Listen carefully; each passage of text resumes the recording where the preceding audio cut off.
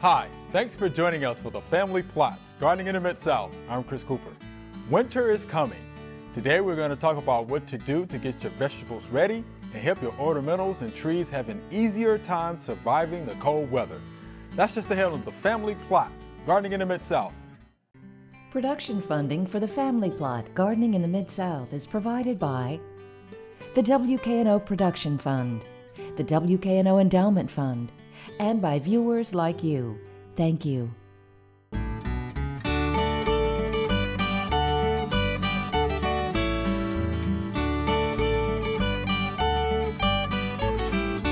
Welcome to the Family Plot. I'm Chris Cooper. Joining me today is Tom Mashore. Mr. Tom is an Extension Master Gardener in Tipton County.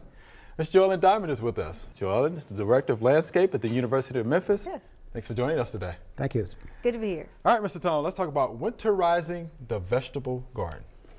Well, like right now, for most parts, your winter garden should be going dormant unless you have a fall crop growing right now. And I'm going to be talking about three different things, but the first thing I want to talk about is weeds. All right. Yeah.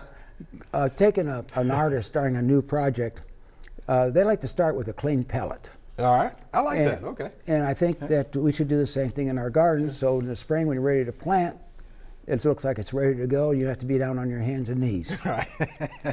But so I'm going to talk, like I said, about weeds.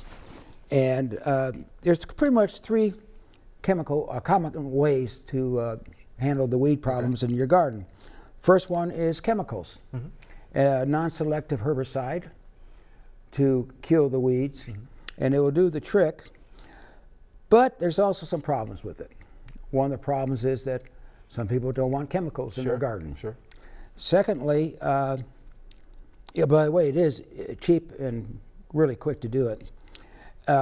But because of the cool weather, chemicals, the herbicides, take a lot longer to take effect. Meanwhile, the plant doesn't know that, and it's going out and putting out more seeds. So that's the drawback of it. Right. Another way is the mechanical way is using a tiller. Now, a tiller will do the trick, but we're in the days now of no-till gardening. And secondly, when you till and you got weeds, you're planting the weeds. Right. So you're getting them ready for next year's crop. Right. Or you can do the, my particular favorite is hand weeding. Oh, that's what I do at home. I'm with And you. I prefer it. And if you spend the time during the growing season, maybe 15, 20 minutes a week, and you're getting those weeds when they're small, hand weeding is not a big deal. Right. It's not really bad at all. And when you pull the weeds out, they're gone. There you go. That's right. Seeds and all, roots, That's right. whatever. And of course, you do not want to compost it. Right. You just get rid of them. Okay. Another thing I want to talk about is mulching. Right now, we're going to be entering the season of abundant leaves. Right. And I do not, matter of fact, I got a shredder I don't even use anymore. Everything from my lawns, the grass, the leaves, go directly to the garden. They do not pass go, do not collect $200. Right. They go right out to it. Why not take these leaves and put them in the garden rather than setting them out on the street to the city to get rid of? Right. I agree. So it's free, relatively free. Shredding would actually be a better way of doing it, but like I said, it's really a step that you can really avoid. You don't have to really do it. Matter of fact, I'll probably do it today. My lawn is weed free. Doesn't look very pretty because there's leaves and grass and all over it, but I'm going to hit it with some high nitrogen fertilizer to help it decompose, to break down a little bit better. And another way is planting legumes, which is a ground cover for winter use. And being legumes take the nitrogen out of the air, which is, by the way, 87% nitrogen, and puts it in the soil. As a matter of fact, in California, the professional farmers in the San Joaquin Valley, where I used to live, about every 5th year, they plant alfalfa for the same very reason. And the orchards in California, they plant a winter crop and then just get in when it starts getting hot. And they use the expression green manure. And it works out really well. Okay. And these are what, clovers, hairy vetch? Hairy vetch, crimson clover, Right. even annual rye. Of Okay. course, I don't like annual rye, Yeah. but because they're in the garden, lawns and stuff like that. Right. But crimson clover is supposed to be very good. And the nice thing, crimson clover puts a big mat out. And then you can take and just cut it off in the spring at ground level, and the roots decay. And since they're legumes, it breaks down and feeds the worms. And one thing about worms, by the way, worms live in the soil, Right. but they eat organic matter. And if you don't put organic matter, they only got two choices: die or move. Right. So the more organic matter you put in there, the healthier you're going to have as far as worms go. The better worms you got, the healthier garden you're going to have. Yeah, you want worms. I mean, they're your tillers in the garden. Yeah, they're called nature's gardener. That's right. That's right. And the third thing is planning Okay. for purposes of what you're going to be doing next year. And come probably within the next month or so, you're going to start getting all the seed catalogs. Yes. And it's time to pick out what you want. And one of the things that's pretty common to do is divide your garden into quadrants, usually 4. And you rotate your crops each year from one quadrant to the next, to the next, to the next. So what was in quadrant 1, you move to 2, 2 to 3, 3 to 4, 4 goes to 1, which helps to keep from spreading diseases. Rather than planting, as you know, like on tomato plants, they say don't plant them 2 years in a row in the same place. That's pretty much with all vegetables. So by doing that, you're reducing the chances of having soil-borne problems. Okay. In my own personal way, is I do it in 3s, a third. And the reason is I keep 1/3 in cool weather crops and the other 2 in summer crops. And I still rotate them. And as you know, and Joellen knows, that all vegetables and most other plants are listed as either cool season Right. or warm season. You never see them listed as cold season or hot season. Right. Right. But so your cool Good season, point. like right now, I got cool season crops going right now: onions, beets, cabbages, and that's pretty much what I got growing right now. So you want to do that, do your crop rotation, and plan what you're going to put where. Okay. Now, the reason why my summer crop plots or quadrants is double that of the winter time is a lot of your summertime plants are vines. You know, like squash, yeah. beans, and things of that nature. So you need more area. Sure. In the cool weather crops, usually there's no vining plants. You know, you go radishes, broccoli, cauliflower. And most stuff of like your leafy vegetables. for the Yes, most yes, part. yes. When do you normally start your seeds indoors? Okay. Next year. Well, I got them information that tells you Okay. when to do it.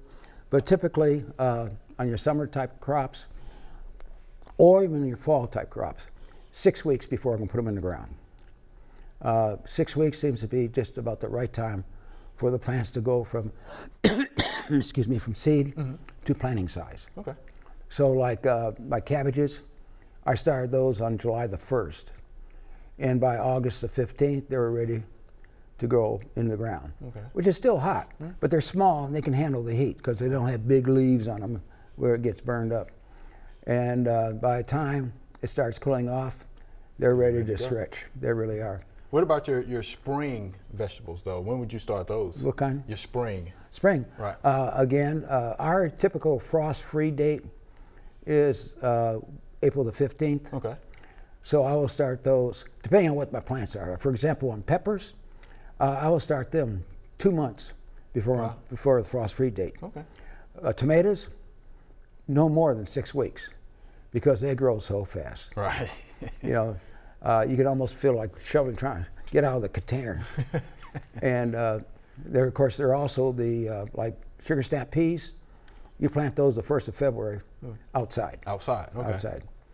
So you look at your charts where they use the Tennessee's Department of Agriculture, Growing Vegetables and Home Gardens. Yeah, which is a good publication that you It's see excellent, has, for but sure. it's made for the whole state. Right. Yeah. Right. It's real good. But it gives you a good guideline. Tells you when to put the plants out, and all you have to do is back up 6 weeks from those dates, Right. and you got when to plant them. Right, yeah, that's a real good publication. I tell people it's the ultimate cheat sheet. I mean, that thing really it was good for the whole state, as you It is. mentioned before. Mr. Tom, thank you for that good information. I appreciate it. All right, thank you, sir.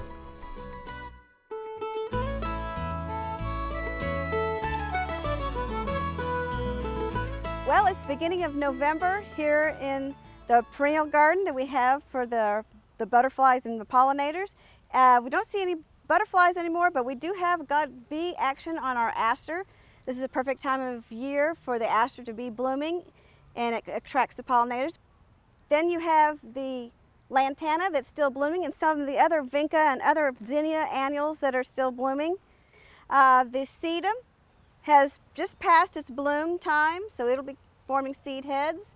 And then the butterfly weed is going to seed over here. So we'll collect some of this seed to plant for this next year to have more butterfly weed for the butterflies. But everything looks good here in the butterfly garden. All right, Joellen, what do we need to know about ornamentals and trees in the fall and the winter? All sorts of things going on in the next few months. Number one thing, of course, is leaves. And leaves are everywhere. And, you know, interestingly enough, the reason we would get nice fall color is because the leaves all have those pigments all year long, but chlorophyll is masking their color. Right. So either day length and temperature are two triggers for the tree saying, you know, you've stored up enough carbohydrates this year in your root system, so it's time to lose the leaves. So the chlorophyll dies, and then we have the pretty colors, and then they fall off the trees. Beautiful colors. Then the falling off the trees is our problem because they get everywhere. Right. And if you can at all possible, try to use your leaves for mulching your beds with them instead of buying mulch. You've got ready-made mulch already. But one thing is you want to keep the leaves off the lawn, because when you think about it, trees, when they lose their leaves in the forest, they mulch themselves. That's right. But they don't have any lawns in forests. So, you know, we don't want the leaves on top of the lawns to decompose our grass, because we're trying to get grass to grow there. Right. So we have to collect the leaves off of the grass. So you can blow them off, but if you have large quantities of them, it's nice to get them and compost them. You can do several things with them. Like Tom, I put mine in my garden. Oh, yeah. And you know, it's great mulch and great composting, but you know, some people have composting bins, you can put them in there. And some people say, well, I have too much. Well, try mulching mowers and mulch them in place if you can. That's what I do. Right. Okay. You know, because this is one thing that happens is it changes the structure of the ground. It puts organic matter down there that worms can grow, so then you're going to increase your porosity of your soils. So then when it rains and there's runoff from your rain, from your roof and everything else, there is more area to absorb them before it runs off of your property. So it keeps all your water on your own property and you don't contribute to water runoff. So it's always a good thing to keep as many leaves as you possibly can. I would agree. But of course, that's going to be something that you can work on for a long time, because it takes a long time for all the leaves to fall off in the winter. Yes, it does. It does. And you know, there's another thing you can do. It's called lasagna gardening. And I know it's not exactly the best time of year to do it, but you can put cardboard down in even a grassy area. It doesn't matter if you want to make a new bed.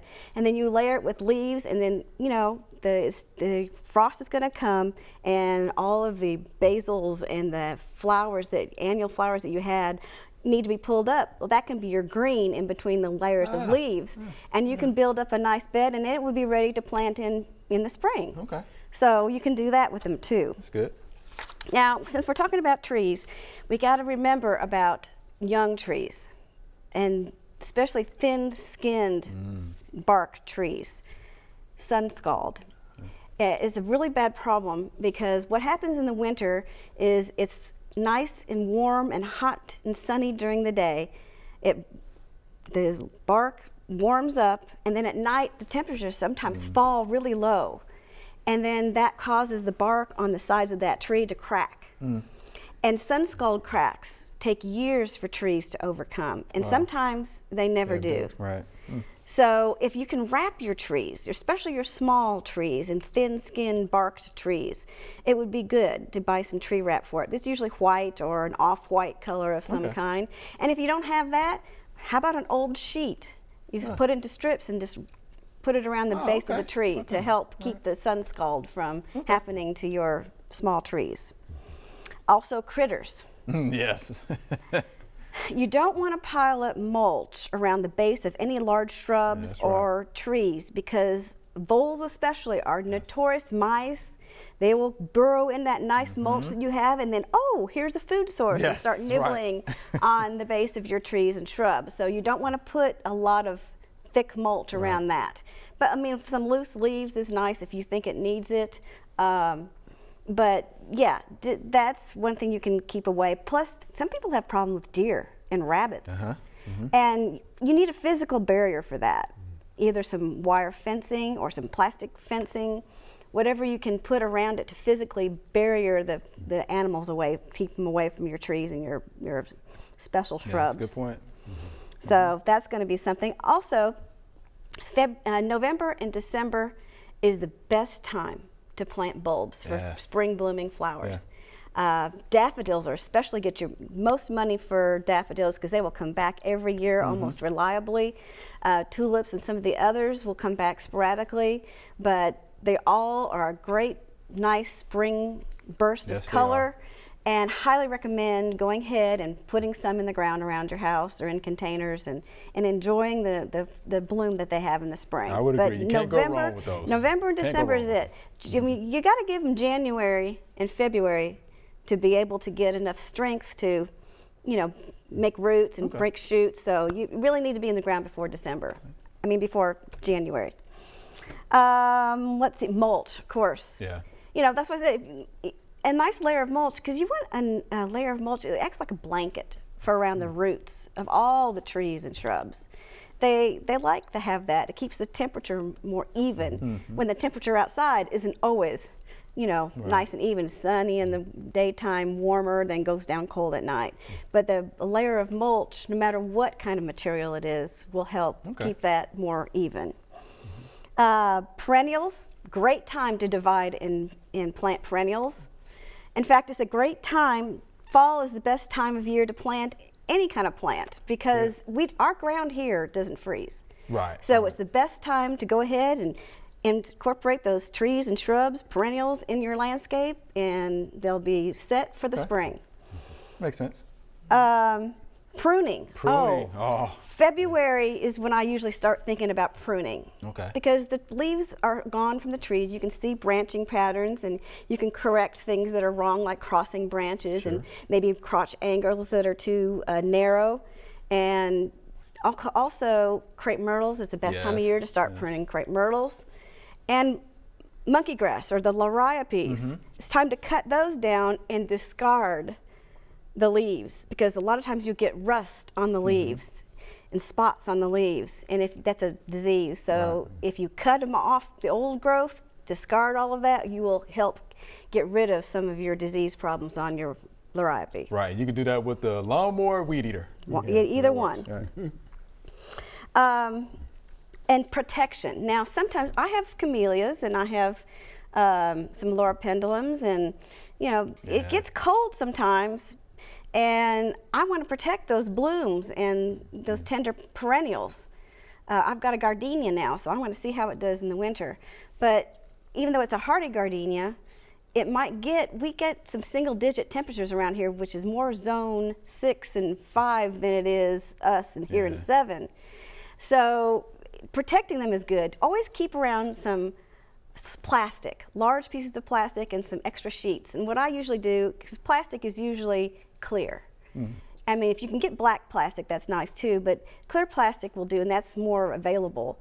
And you put a sheet over the plant and then put the plastic over that, so that if you don't happen to get the plastic off because you have to go to work the next day and it's going to heat up that day, you don't get the greenhouse effect underneath there. Oh, okay. So that's to protect it from doing that and getting too hot underneath the plastic. Now, does the sheet But need to be supported? So it would be nice if you can. Okay. If you can't, at least something is better than nothing. Right. But the most important thing is for the plastic to go ground to ground to ground to ground. Good point. Because that's where the air heat gets trapped in at night. But those are just some of the things that you can do to get yourself through the winter and into spring. Those are some good things. Thank you, Ms. Joel. That's good stuff.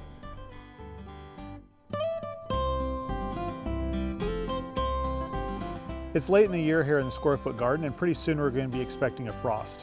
And some people wonder, when do you pick eggplant? When is the right size to pick it? Well, it's not so much does it need to be big enough like you think of tomatoes or peppers or things like that, but the question is it needs to be small enough. So looking at this eggplant right here, we have an eggplant that is still small for this particular plant, but it is large enough to pick. And so I'm just going to go ahead and cut it off, and we'll keep that so it doesn't freeze. And that is a pretty small eggplant, but the important thing is that it needs to still be shiny and it needs to be purple. So over here we have a larger fruit, quite a bit larger. It's still shiny, so it is good to pick. Now, you'll know that an eggplant has gone too far and is no longer good to pick when it loses that shine. When it starts to ripen farther, it'll lose its shine, it'll start to turn yellow, and it'll be bitter and not any good to eat. So just make sure that you still have the shine on it, but let it get as large as you can before that point, because that way you get a larger fruit.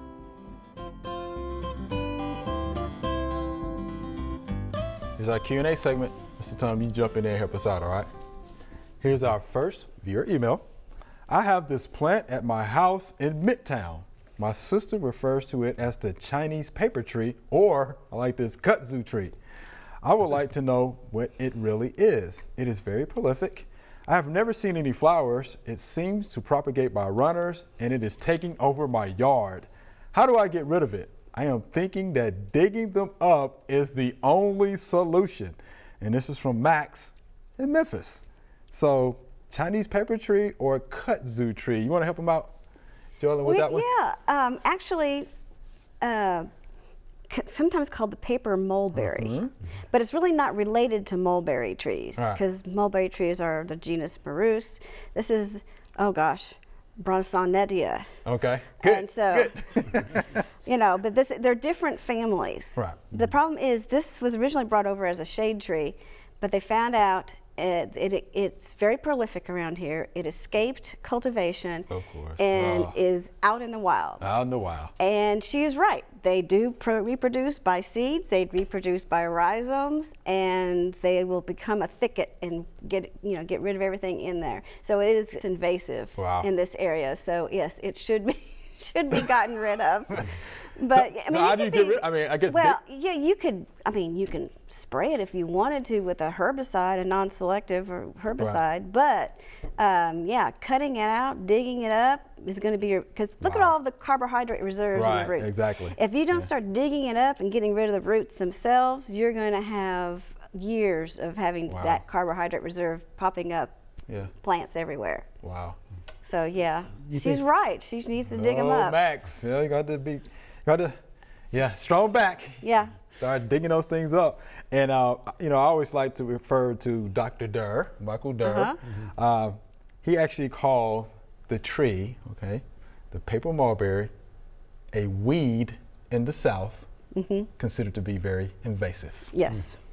And he's the man, Yes, so that's what it said.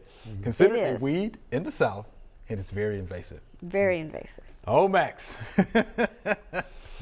You got a lot of work ahead of you. Yes, you do. But everybody around you thanks you for trying to get rid of it, because then it won't be a problem after you get rid of it. Sure. All right, so thank you for that question, Max. All right, here's a letter. Oh, wow. It's a letter. I have had a water vine plant that has been growing in water for about 7 months. It was happy and growing well. Now the leaves are turning yellow, but not wilting. Also, there is green mold growing in the bottom of the container. What should I do to help my yellowing water vine plant? And this is from Stephen in Whiteville, Tennessee. All right. Very good. So the water vine plant has been growing in water for about 7 months, but we have the green mold and yellowing leaves. Well, of course, the green mold is not a good sign. That's the sign that it's got bacteria or something growing in the water, algae, nothing else. Right. And I'm sure he's cleaned it out and re-put new water in. Does it have enough light? I hope it's got enough light, but more importantly, maybe it needs nutrients. It's in a container with water. Yeah, water. But is it supposed to go in a pond outside? Is it supposed to be in a fish tank?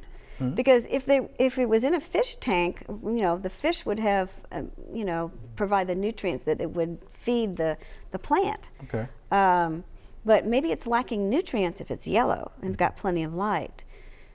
That's Maybe what I the would think. water has not got enough. Just water itself doesn't have enough nutrients to keep it green. Well, I would agree with that. Go ahead. I have some bamboo plants that grow strictly in water. Mm-hmm. And what I do is I take a teaspoon of water-soluble fertilizer to a gallon of water. Okay. And every time I add water to it, I'm giving a little weak solution. And the plants are extremely healthy by doing that. Okay. So we're all thinking the same thing, nutrient. Nutrients. Right. Uh-huh. Okay. So there you have it, Mr. Stephen. We're thinking nutrients. All right. Mr. Owen, Mr. Tom, we're out of time. It's been fun. It's been fun. Good. Thank you much. Remember, we love to hear from you. Send us an email or letter. The email address is familyplot@wkno.org, and the mailing address is Family Plot, 7151 Cherry Farms Road, Cordova, Tennessee 38016. Or you can go online to familyplotgarden.com. That's all we have time for today. Thanks for watching. If you want to learn more about anything we talked about today, head on over to familyplotgarden.com. We have tons of information on these topics and many others. Be sure to join us next week for the Family Plot, Gardening in the Mid-South. Be safe.